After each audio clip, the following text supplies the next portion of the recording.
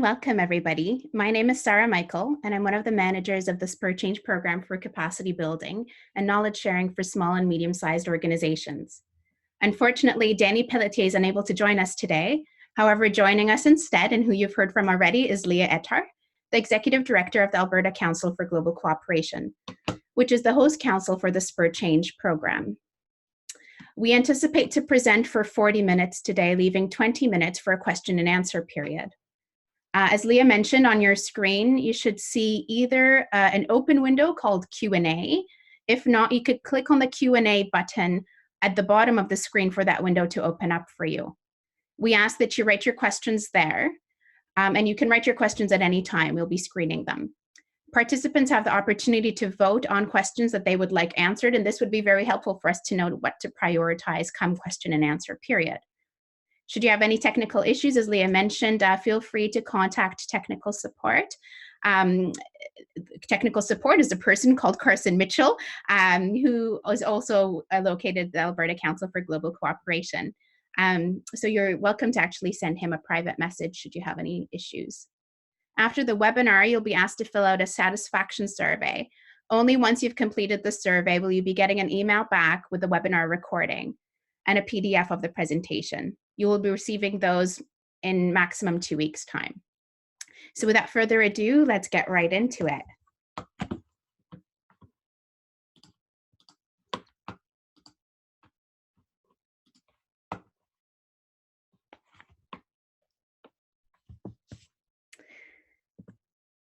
So what you should be expecting today, to learn about today, is the introduction to the Spur Change program, the context and rationale for the program eligibility, program objectives, and upcoming events, and of course, any questions. We'll leave time for any questions. So what is the Spur Change program? The Spur Change program is a 5-year initiative funded by Global Affairs Canada, aiming to increase the effectiveness of Canadian small and medium organizations to deliver sustainable results in support of the Feminist International Assistance Policy and the Sustainable Development Goals. The program is managed by the Alberta Council for Global Cooperation on behalf of the Inter-Council Network of Provincial and Regional Councils for International Cooperation. I will leave Leah to speak about the context and rationale for SMOS support. Okay, thank you, Sarah. So the context and rationale for the SMOS support, if we want to go back a little bit of time to see where this initiative began. In 2016, the Inter-Council Network commissioned a study on the contributions of SMOs, so small and medium organizations, to Canada's efforts in international development. There are key findings of the study on Canadian SMOs that were found to be quite important for this initiative. So let's take a look at some of these. Sarah's going to bring them up. So the first one is that in this study, it found that small, medium organizations raise significant resources for development cooperation. The next. SMOs are the main avenue to reach Canadians with an SMO presence in many cities and communities across Canada. So as many of you that are on this webinar, we found that SMOs are, the study, for example, examined 807 charities, 807 charities that were on the CRA's database. Of these, 3/4 were small and medium organizations. And these, again, are across Canada. Many of you that are on here today are rooted in your communities. You are in communities that aren't necessarily cities. You're in small rural areas from the north to the east, to the south, west. For example, in Alberta, a significant number of our membership as well, the Alberta Council, are small and medium organizations. So this study showed that also that small and medium organizations were more affected by the change in the proposal funding mechanism, which was CETA at the time in 2010. So we recognize that as now global affairs, a lot of the calls for proposals are for larger sums of money that small and medium organizations don't have the capacity to apply or to manage. However, as our study showed, small and medium organizations are highly effective. They are nimble, they're able to engage Canadians. And at the time when Canada had priority countries, they were represented in the priority countries. So from this study, the ICN worked with Global Affairs to find a new way to support small and medium organizations to do the work, to do the good work in the communities that they're doing. And I think if you want to go to the next slide, that's what happened in 2017. The Minister for International Cooperation at the time was Minister Bibeau. She announced a $100 million fund to support small and medium organizations. This fund was divided into 3 windows. So some of you may be familiar with some of these already. I'll just outline them again. So this $100 million fund is spread across 3 windows and is managed in partnership between a few different agencies, and I hope to explain that. So the first fund, the first part of the fund, and the largest portion of it, is the development impact window. So this is a call for proposals. This portfolio is managed by Global Affairs Canada directly. It's a thematic fund for programming by small medium organizations. This development impact window has gone through now its second call for proposals. The first call was last year, and that closed. The second call just closed on July 10th. So this is the second intake of that call. So Global Affairs is managing that window, and I'm sure many of you have seen that, and many of you have applied for that. The second window, I guess we'll say, of this fund is the Fund for Innovation and Transformation. So this fund is managed by the Manitoba Council for International Cooperation on behalf of the Intercouncil Network, which is the network that all of our councils belong to. So this fund is more of an investment, it's an impact fund that helps small and medium organizations test new solutions or scale up solutions towards development challenges. Now this also recently launched. Many of you have probably seen their webinar and their information as well. They had their first round of intakes for this fund close on July 22nd, and FIT plans to have 2 intakes per year. So unlike the development impact window, it has had 2 intakes, one last year, one this year. FIT will roll out with smaller, it allows for smaller amounts of funds, and they take intakes more often. So this may be an opportunity for you as well. So again, this is part of the $100 million as part of the small medium organization fund. So the last one, of course, is the one we're talking about today. And this is the Spur Change program. The Spur Change program is managed by the Alberta Council for Global Cooperation on behalf, again, of the Intercouncil Network for Provincial and Regional Councils. So this program is not a funding program, it is a capacity building program. And like the entire fund, it will run for 5 years. And its main, the main aim is to build the capacity of the small and medium organizations to scale up, to test their innovative solutions, and to learn and share from each other.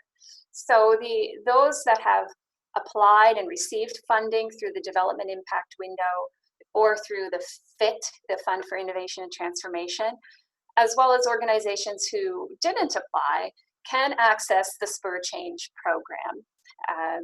And again, we will explain the rest of the program as we go on, but this is the entire program together. So we all are working together, the FIT program, the Spur program, the development impact window, so to make sure it's as seamless for you as possible. But we do have these 3 different programs, and so today, again, we'll be talking specifically about what to expect from the capacity building knowledge sharing program that we are calling Spur Change. Okay.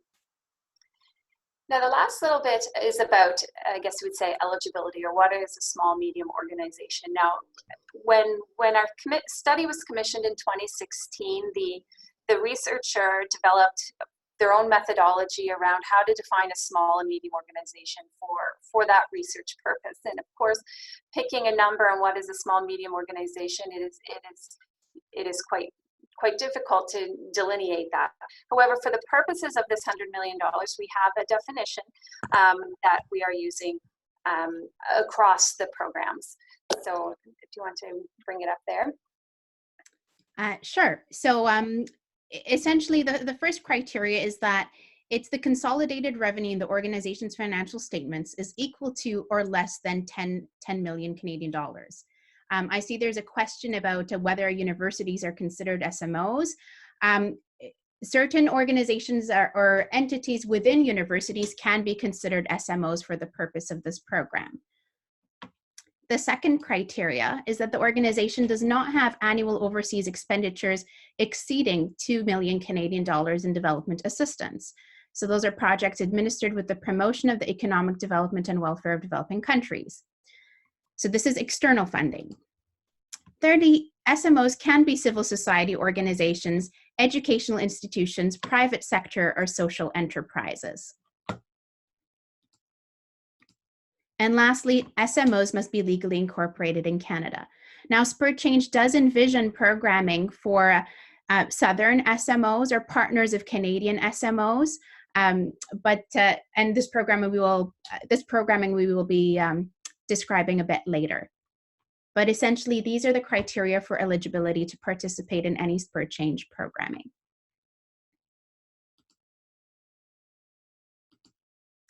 So the objectives, as Leah had mentioned, the Spur Change program aims to increase the effectiveness of Canadian and local SMOs to deliver sustainable results. There are 2 other goals for the program, and these are to increase the engagement of Canadian SMOs in international development, and to increase the engagement of Canadians, and particularly youth, both youth in a school context, so under 18, as well as youth 18 to 35, as global citizens in support of the feminist international assistance policies and the SDGs. So how will we be aiming to increase the effectiveness of SMOs? First of all, we will be conducting a needs assessment. The timeline for this is in the fall of 2019, so coming up quite quickly. So as much as this is an ongoing process, we will be intentionally spending some time at the beginning of the program to make sure that all the activities we design are in line with what your needs are. The participants in this needs assessment will be SMOs in general, and also those funded through the impact window and through the FIT. The methods for this needs assessment will be online surveys, and one of which will be even the follow-up survey to today's webinar. We encourage you to share as much as possible and through whatever platforms your feedback and your needs. There will also be in-person roundtables across Canada, and 3 of these are scheduled to date. There'll be a review of council surveys. So any surveys that you've participated in before through the provincial and regional councils, we'll be reviewing that data. And we'll also be reviewing similar initiatives, not just nationally, but internationally. So to match the needs that are identified, we hope to deliver a number of varied learning initiatives. So traditional training workshops, in-person training workshops, also online courses and webinars, a method of action learning, so applying what has been learned throughout these workshops and bringing cohorts of organizations together, coaching and mentoring, technical assistance, and through support and creating communities of practice. And as I mentioned, there'll be an ongoing process of identifying the needs and validating the programming of Spur Change. This program is meant for you and to support your efforts in international development and to deliver good results. We'll be working closely with Global Affairs Canada as well to see what has been identified as areas for more attention when it comes to proposals and applying to the various other funding initiatives through Global Affairs. With regards to increasing the engagement of SMOs, we'll be promoting and supporting knowledge exchange and sharing of best practices. Part of the program is to engage Southern development leaders in a tour across Canada and to also serve as speakers during our annual conference. In order to support the programming itself at all stages of design, we will have a cohort of development experts. And of course, the annual SMO conference, the next one coming up, is actually in November in Edmonton. And throughout the 5 years, this conference will rotate across Canada. So there will be a conference in British Columbia, in Saskatchewan, in Quebec, so across Canada throughout the program. And then finally, through SMO reports. So at the end of the SMO conference, again, we'll be gathering sort of lessons learned, needs that we've assessed throughout the roundtables, throughout the conference, and whatever knowledge that was shared to share back with the sector. And then finally, the third objective is to increase the engagement of Canadians and specifically youth. So this will happen essentially through 2 initiatives. We'll be supporting SMOs in their public engagement with and through youth in schools, educators, and students. Supporting educators wishing to learn more about global issues, development work, and particularly how to inspire and teach students about these issues. And supporting youth by providing them with training, national and international peer support networks, opportunities to practice public engagement. Now, these 2 initiatives are early on in the stage of design and implementation, and though I'll provide a little more detail on them here, we really do welcome your feedback to make sure that this is something that is both feasible, relevant, and of interest to you. So bear that in mind as I present sort of some bare bones of what we hope to do. So starting in spring of 2020, Spur Change will invite small and medium organizations in every region to nominate either a national or international youth who had been working with them. The youth will receive subject matter training on global issues, feminist approach, the SDGs, and skills training in public engagement, storytelling, advocacy, among others. They will build networks for sharing and learning from other youth from across Canada and even internationally. They will engage with their communities on the sustainable development goals, and we hope that SMOs support them in providing these opportunities. International youth specifically will have the opportunity to travel to Canada between 7 and 10 days and engage with their peers on issues important to their communities. So how will this work for SMOs? We anticipate that the benefits to SMOs will be that it will increase the capacity of youth associated with their organization to support the SMO itself, to learn more about its work. To have an international youth associated with your organization, with the SMO, come to Canada to conduct public engagement activities. And also there'll be the opportunity to benefit from other SMOs as we pair up the national and international youth selected in one region. As we create a cohort of national and international youth across Canada, there might be opportunities for knowledge sharing, even for SMOs. I see a question that I'm able to answer quite quickly here. So for the Youth Champions program, we're using the UN definition of 18 to 35. Whereas for the Schools and Educators program, it's essentially 18 and under or school-aged students.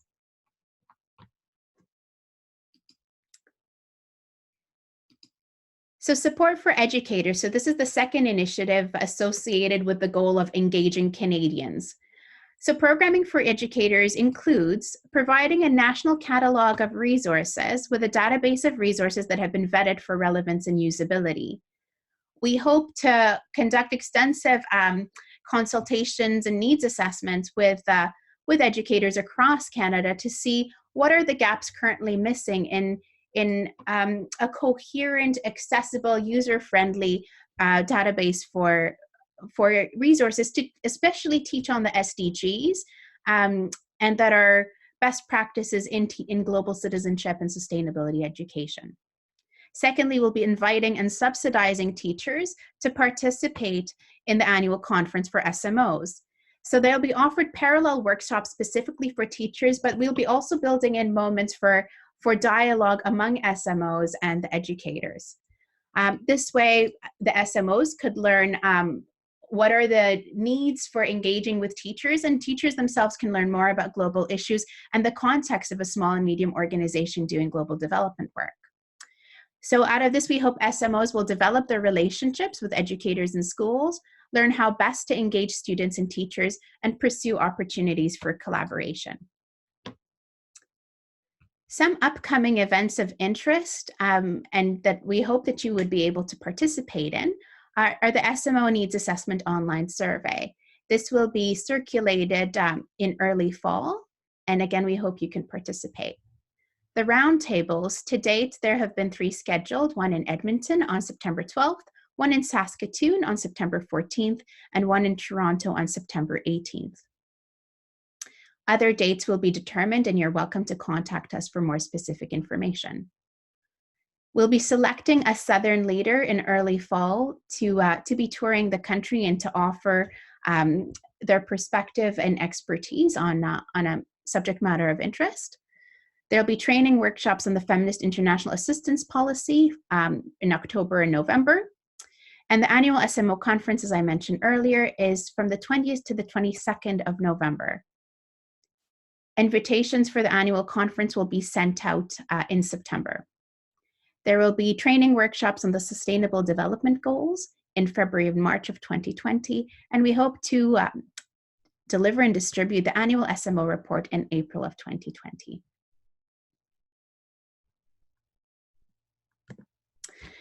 Now for some questions that we have already been asked about the Spur Change program.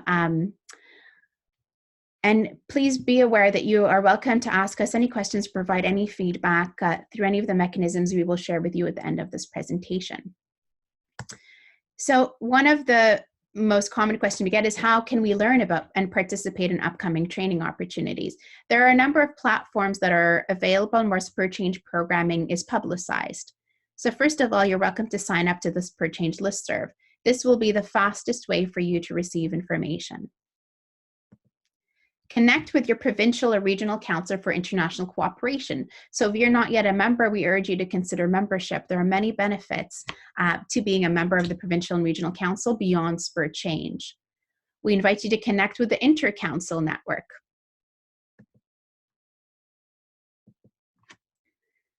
A second question we get often is, will Spur Change provide financial support for SMOs to participate at the annual conference?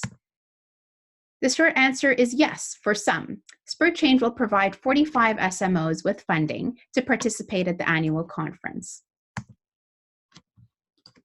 There will be SMO representation from across Canada, and invitations will be sent out to SMOs in September, along with eligibility criteria and applications for financial support.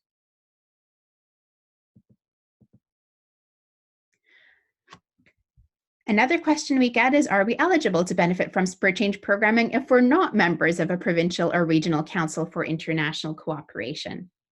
And the answer is yes. All Canadian SMOs meeting the definition that we've applied, the Global Affairs Canada definition, will be able to participate. Again, we do encourage you to engage with your local councils either way.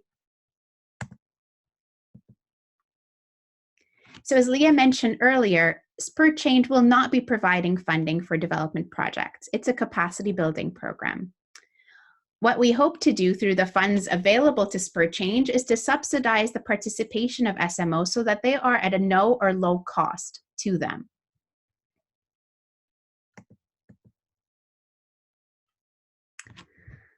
A final sort of question that we've already been asked has been, our organization is being funded by Global Affairs Canada through the development impact window of the pilot initiative for SMOs. Can Spur Change provide us with project-specific support, such as with a project implementation plan? Unfortunately not. We do not necessarily have the capacity to provide tailored one-on-one support to your organization. However, we will provide general capacity building to address needs identified through the needs assessment. So if there's a critical mass of needs around a particular subject matter or skill set, then we're quite happy to provide that support on a greater scale.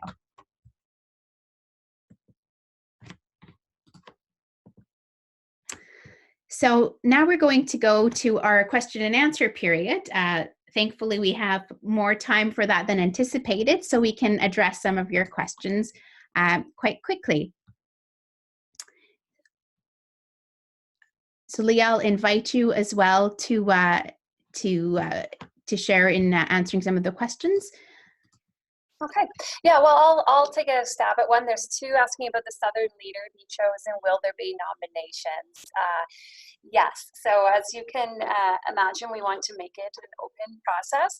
We're currently in the process of developing the theme for the conference, and once we settle on the theme, which should happen in the next couple of weeks,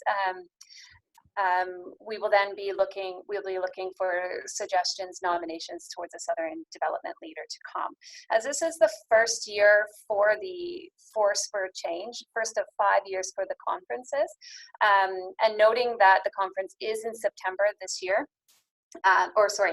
it is almost September, it's in November this year. We recognize that visas and travel related issues for Southern leaders sometimes can be a time issue. So we'll hopefully have a nomination process, but it'll be quite truncated perhaps this year so that we can be sure that the person can get here in time. Certainly at the end of this webinar, sign up for the listserv from your council and directly, but specifically directly from Spur Change, because that's the main method by which we will be sending out any information about the conference, any information about a nomination for a Southern leader will be that listserv. So yes, hopefully at the beginning of September you'll see that information. We'll have the theme and everything settled and ready to go. So, Sarah, if you want to take one of the other questions that we might feel. Yeah, certainly. So I'm just looking, there was a question here with regard to the breakdown of the 100 million. That's an easy question. So it's 76 million is towards the development impact window, and then 6 million is going towards the Spur Change program. So that leaves about 15 million, 16 million for the FIT program. So that answers that question, and that it is over 5 years. It is not an annual amount. Let's present themselves. So I had answered the question with regards to youth, but maybe I can answer it again. So for the educators program, the programming for the schools, so this anybody school age, the Youth Champions program is 18 to 35. So that answers your question, Jennifer, I hope.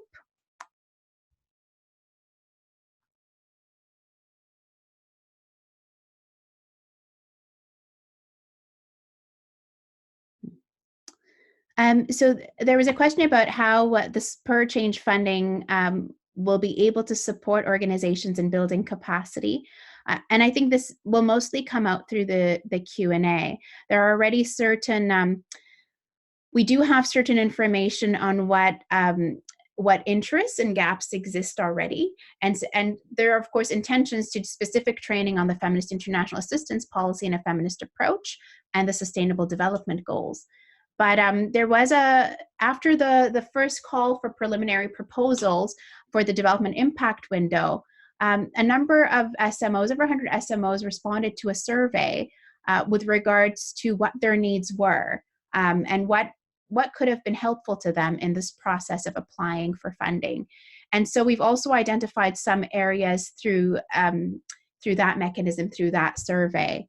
But you will be, organizations that are signed up will be the first to know what the training workshops will be about. And again, we encourage you to let us know what would be helpful to you.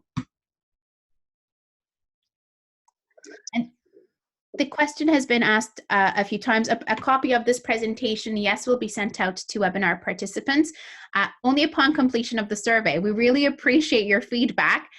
So we hope that you can take 5 minutes of your time to do that, and you'll be able to access the presentation. We're also happy to share a recording of the webinar once it's available. There's a few questions. This is Leah. There are a few questions about eligibility, about consolidated revenue, expenditures exceeding 2 million. So, and participation. So this, the Spur Change program, by its initiative, is really tailored to small and medium organizations. And while I understand the desire of larger organizations, it's a question we've had a lot. Large organizations, of course, need their capacity built as well. But the reality is, and the purpose of this fund is really to tailor to the needs of small and medium organizations. Many of these have no staff. Some do, some don't. Many have staff that are part-time staff. Their needs are significantly different than a larger organization that have teams, or even administrators, or even a full-time executive director, and yet need to also be able to have impact and produce impactful results on the ground, and be able to carry out effective development programs. So this capacity building program and the type of workshops that will be carried out will be tailored in such a way to address those needs of SMOs. While we understand that some of the capacity building workshops or peer learning may be impactful and useful for larger organizations, we are specifically tailoring them to small and medium organizations, and they may not be useful for larger organizations. There may not be what a larger organization needs that have larger teams. Of course, some of the results of the capacity building programs, some of the webinars will certainly be recorded and will be public, so you'll be able to utilize any of that goes onto our website.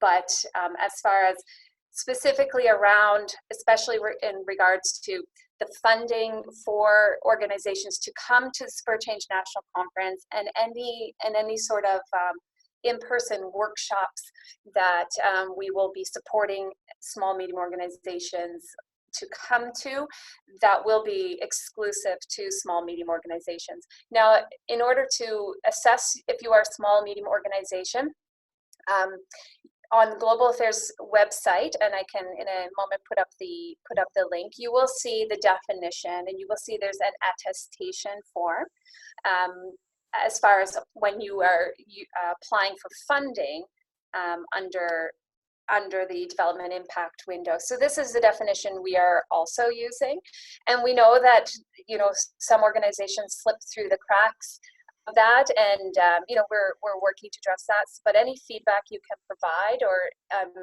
any of your own needs, or how you see this could also address some of your needs, we're happy to take that information. For larger organizations, this is where the councils are really important for you. So Spur Change is specific to small and medium organizations. It's a project run by the Inter-Council Network. But across Canada, we have 8 councils. Those 8 councils, by being a member of your council, you will access other capacity building, and that capacity building will be for all council members and organizations. So this isn't the only channel. This channel is specifically to really build the capacity for small grassroots organizations who are doing development work. So again, for larger organizations, or if you're over the threshold, we encourage you to join your regional council. All the regional councils are starting a new 4 years of programming with capacity building built into that. You will be able to access it in that way. And again, each council has their own programming. We encourage you to reach out. So thank you for that. I know it's a question we always need to address, and we're working through it. But yes, Spur Change is specific to small and medium organizations. Okay, so there were 2 more questions that we can address, and then we'll share with you our contact information if there are no others. First, with regards to understanding the limitations of SMOs, as Lee articulated, we are quite aware of them, and this is why we hope to find as many accessible ways of delivering programming as possible.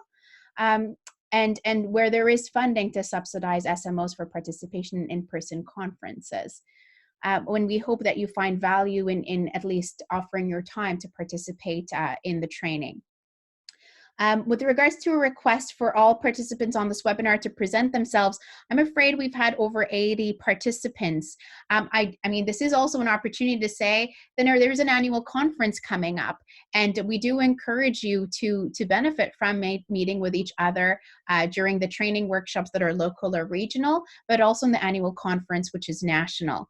And we hope to find creative ways to put you in touch with each other so that you might benefit from your mutual experiences. But again, I'm afraid the webinar is not the best forum for us to do so to facilitate this networking. But thank you. So without any further questions, which we believe we've tried to cover most of them. And again, you can always contact us at any time. We're fairly responsive. We'll share our contact information. So for SMOs right now, we do have a site up on the ICN webpage, and this will be updated regularly. We, again, invite you to sign up for our listserv, and you can email us directly at spurchange@icn-rcc.ca. If you're particularly interested in the programming for educators or youth, or how you would like to engage with either educators in school systems or youth 18 to 35, and specifically our Youth Champions program, please email us directly to get more information on these programs.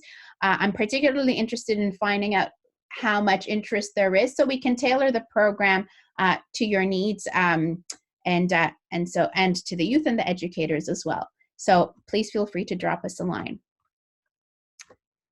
So without anything further ado, and I see there are no more questions, we look forward to hearing from you and connecting with you. We again encourage you to please fill out the webinar, the post-webinar survey. We will be sharing the presentation through that mechanism. If it doesn't work for you, please do email us, and we'll be happy to share our link to the presentations that way as well. A special thanks to all of you for joining us today, and to the team behind the scenes, and particularly Carson Mitchell, who's provided much technical, logistical, and communication support to Spur Change to date as we get the program running. Of course, to Global Affairs Canada for the funding, and to the Alberta Council for Global Cooperation for hosting the program. We hope you have a lovely rest of your day, and we hope that you stay in touch. Thank you, everyone. Bye-bye.